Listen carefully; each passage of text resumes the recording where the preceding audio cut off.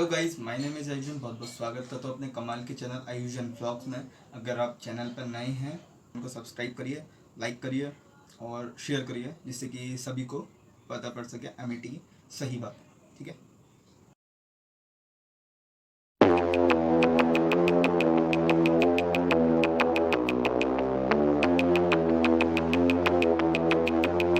तो कैसे हैं आप लोग? एक कहानी है जो सबको सुनानी है। आज जो आपके जो मैसेजेस आए हैं तो उसके पास उन मैसेजेस के बारे में मैं बात करूँगा। जैसे कि पहला मैसेज था हमारा तेजेंद्र का। तो उन्होंने जैसा पूछा है हमसे कि भाई आपकी जर्नी क्या रही है एमईटी के संग में। तो मैं आपको थोड़ा अच्छे से बताऊंगा कि एमईटी के संग में मेरी जर्नी क्या रही। तो भाई मैंने एडमिशन जैसा एमईटी में आपको जाते हैं तो आपको पता है कि एमईटी में एडमिशन लेना बहुत ज़्यादा सिंपल है। सिंपल प्रोसीजर है, मतलब कुछ भी नहीं करना, आपको अपना फीस पेमेंट सबमिट करना है और कुछ डॉक्यूमेंट्स देने हैं, आपका रजिस्ट्रेशन हो जाता है और एमईटी में हाल की साल आपका एडमिशन प्रोसेस रहेगा। लेकिन अगर आप एमईटी से लीव करते हैं तो वही प्रोसीजर बहुत ही ज़्यादा लंबा है, बहुत ज़्यादा लेंथी है।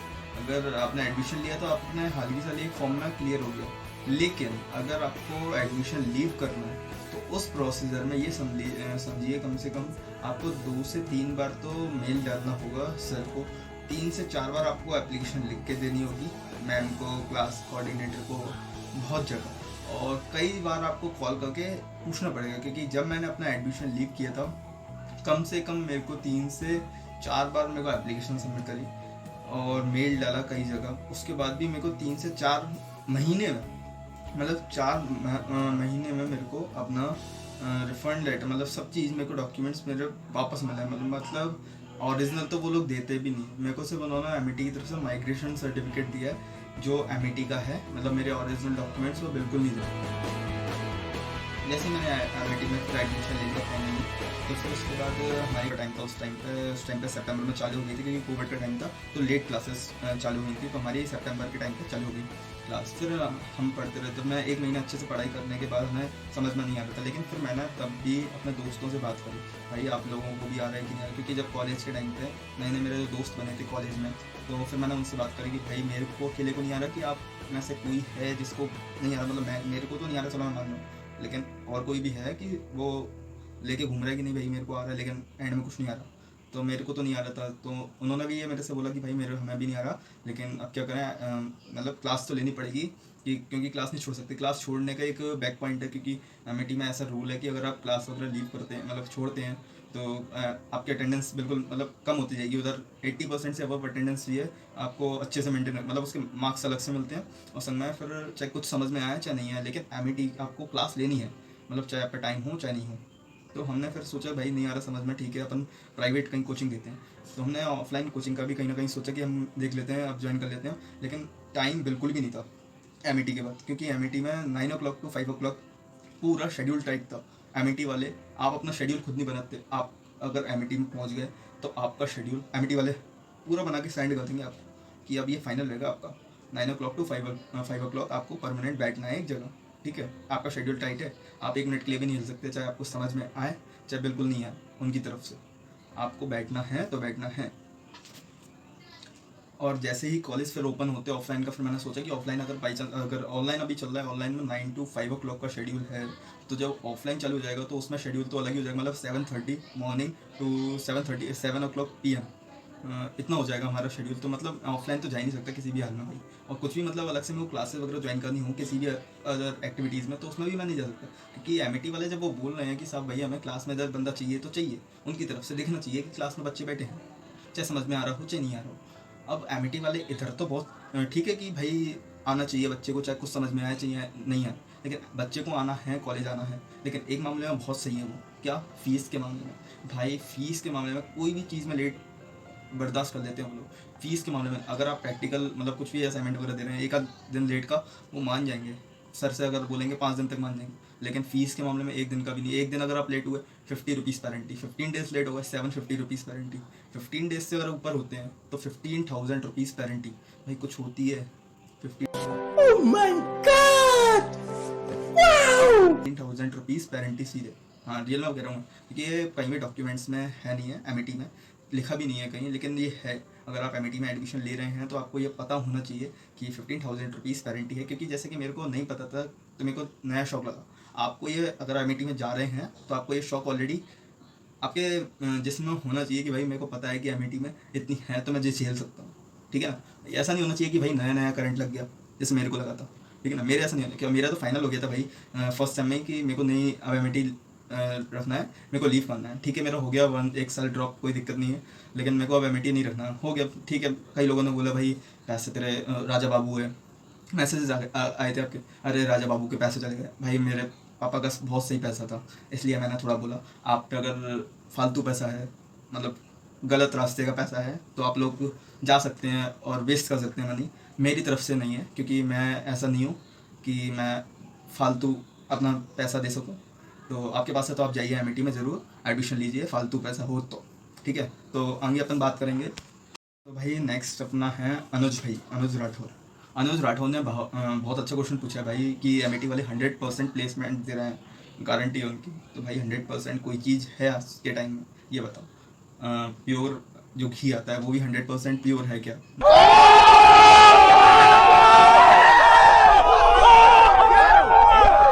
नहीं है।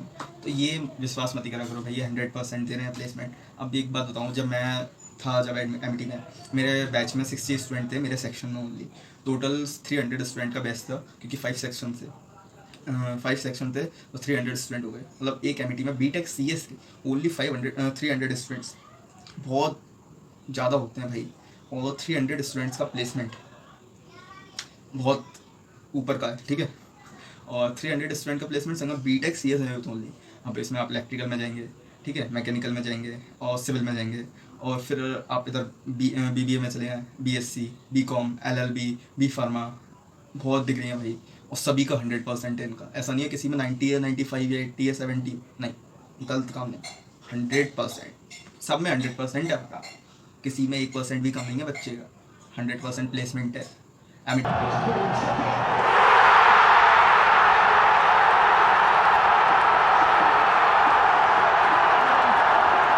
वाले ये कहते हैं, ठीक है। अब मैंने इनका पता करा भाई कि 100% है कि नहीं है, तो मैं आपको बताऊँ। एमिटी में टोटल इंडिया में 11 ब्रांचेस हैं, जिसमें इधर का पूरा हेड है दिल्ली एमिटी का, ठीक है। तो उसमें 11 ब्रांचेस में अप्रोक्स एक तरीके से अपन देखें 300 स्टूडेंट CS के देखें तो 3300 स्टूडेंट होगा CS, बीटेक CS के ओनली।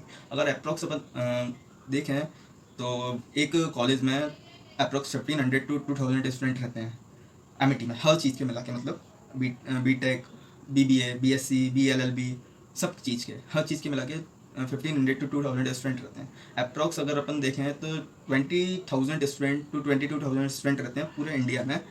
11 ब्रांचेस हैं जो एमिटी की, उस सब में मिला के देखें तो इनका पूरा 100% प्लेसमेंट है सभी कॉलेजेस में।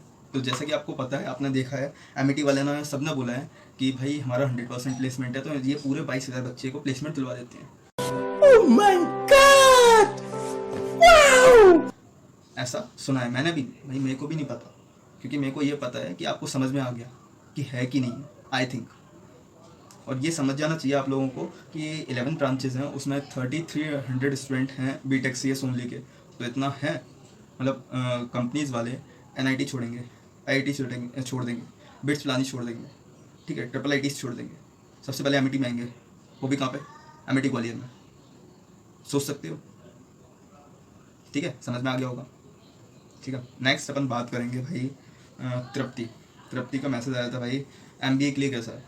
तो मेरी तरफ से अगर आप MBA के लिए एमिटी में आ रहे हैं तो एमिटी की जगह प्रेस्टीज ले सकते हैं। प्रेस्टीज इंदौर बहुत ज़्यादा अच्छा है as comparison to Amity Gwalior, क्योंकि एमिटी ग्वालियर नहीं है इतना अच्छा, मैनेजमेंट का भी नहीं है वो।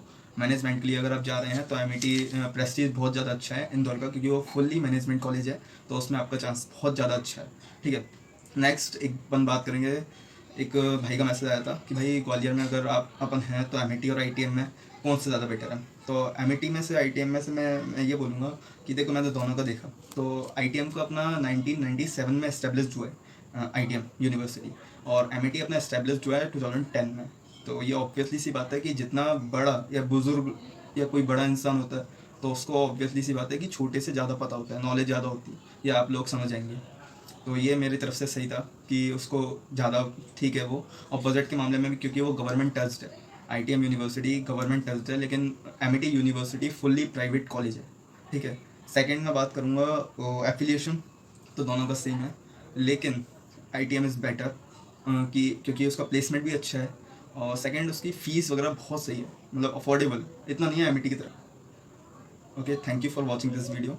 अगर यहाँ तक आपने देख लिया है तो लाइक का बटन दबाइए, सब्सक्राइब करिए एंड शेयर करिए जिसको नॉलेज चाहिए MIT की, क्योंकि आई थिंक इसमें हो गया होगा। अगर फॉलो कर सकते हैं, उधर भी मैं मैसेज का आपको रिप्लाई दूंगा, या फिर आप कमेंट सेक्शन में लिखिए जिससे कि मैं आपका देख के रिप्लाई कर सकूँ। Thank you for watching this video, thank you.